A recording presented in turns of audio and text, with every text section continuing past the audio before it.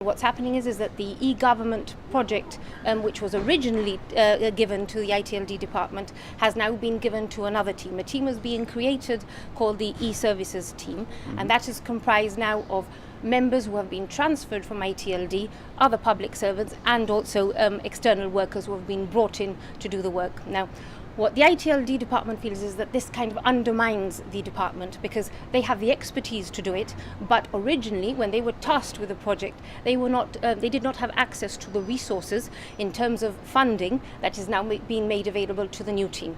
So in a sense, they've kind of almost like set up to fail, and now a new team has been created with far more resources to achieve the project. Does the department itself not support the propelling forward with e-services maybe? Oh no, I mean certainly one of my sort of strongest memories of the ITLD department is visiting them in 2012 when they were starting up the e-government project and being shown the roadmap of the e-government project and how they were going to manage it. And the enthusiasm and the dynamism of this department was amazing at that point. Unfortunately now, all these years later, it's not the same thing. I mean, you go in, the morale is very low, there's a lot of fear, there's a lot of uncertainty, and for me there's a very marked difference. Remember that this is a membership that are all IT qualified.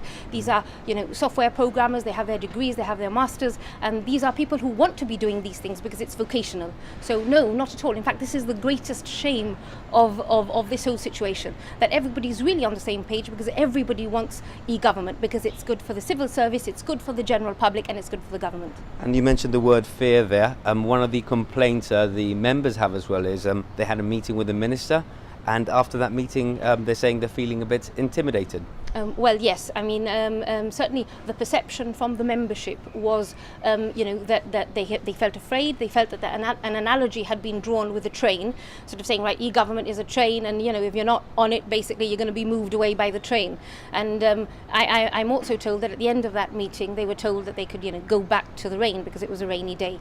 Now, the unfortunate thing is that I had actually requested to be part of that meeting because the members had requested a trade union representation in that meeting. I had made strong representations to attend, and I was refused access. So unfortunately, I wasn't there to sort of make representations for my membership at that meeting. So obviously it does add an extra element to that, and the difficulty has been moving forward with this issue, because after that meeting industrial relations have broken down, because now the membership feel that they do not want to meet with Minister Isola because they feel that anybody who would represent the group in a meeting with the union might well be targeted in the future.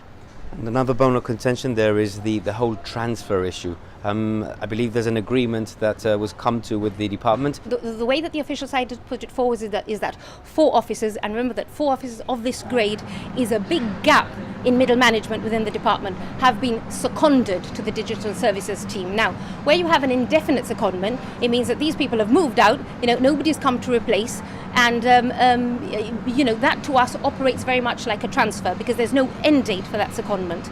And within the ITLD revised agreement, the clause 1 states very, very clearly that there should be no transfers or promotions out of the department. So, it's a very clear breach of, what that clause is intended to prevent. Members are now saying that after various attempts to resolve matters amicably, there's no other option but to take industrial action. What sort of action will be taken? And we have been discussing measures that don't really go so far as industrial action, but will highlight the discontent within the department. Certainly, we're not discussing anything that will affect the operation of ITLD throughout working hours, because obviously we intend to start very, very slow and obviously escalate.